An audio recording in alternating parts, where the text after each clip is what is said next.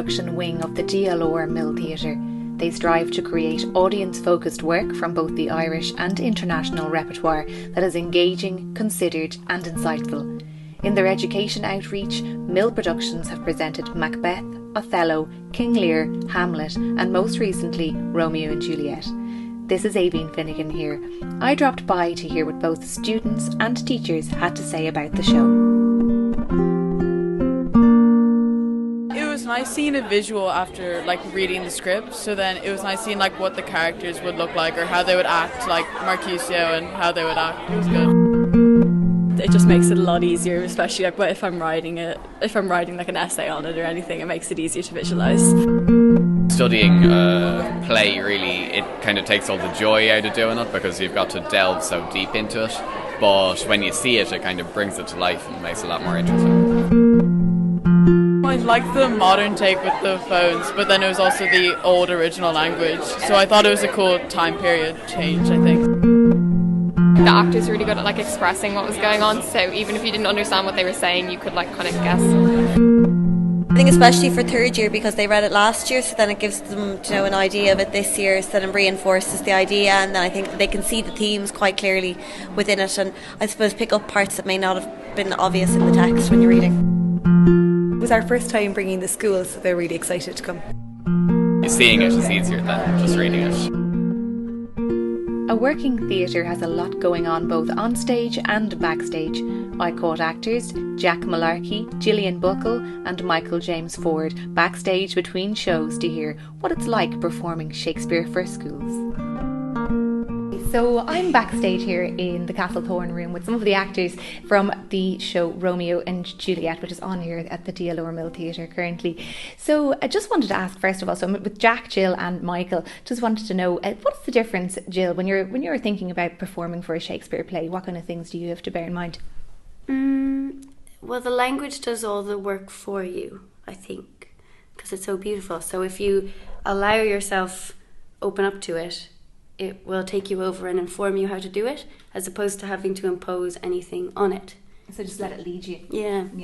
So when you're learning your lines, then is it trickier than normal, or do you just have to really relax into it? It's way easier because it's all. I have all verse, so it's all iambic. So if you know, as soon as you'll know very soon if you don't have it, because it won't fit the language. I get you. In the rhythm. Yeah. So Michael, what's the rehearsal process been for this show? How long do you guys have to rehearse for? Well, it was quite short for a major Shakespeare tragedy, but and Jack and Jill were in for a week on their own with a couple of the other younger people, getting down to the big scenes, the big love scenes, some of the greatest love scenes in dramatic art. I came in for just 2 weeks, so it was quite a pressurized process.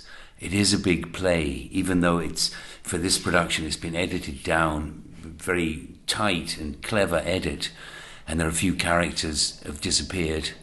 But so what role are you playing again? I'm playing Capulet, who is the very possessive father of Juliet. So it's I just noticed here there's a lot of mischief going on backstage, Michael. I can see lots of actors running around and popping in doors and messing going on. I'm sure there's been all sorts of crack going on. That's a sign of a show that's going well. There are people that are in the best of form and keeping themselves motivated and energised and enjoying the company of their colleagues. There's definitely a glint in a few eyes back here. Some glinters, all right.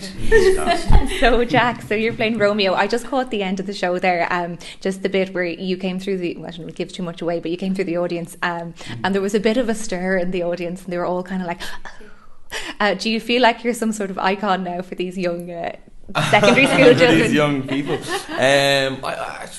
I don't know. I mean, I think it's when you're kind of in the title role and you're kind of right beside them, maybe there's a little bit of oh, there's your man who I just saw on stage. It's that kind of bridging the gap, especially in the Mantua scene where I have to actually be amongst the audience. But I think it's quite iconic. They have an image in their head of who these characters are, and then do I meet that, or do I, am I in that realm?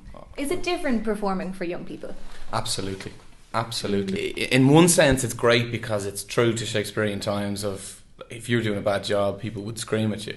So it's like that, and it's an incredible challenge, acting wise. If you can hold the attention of 15, 16-year-old kids who don't really want to be there, you're kind of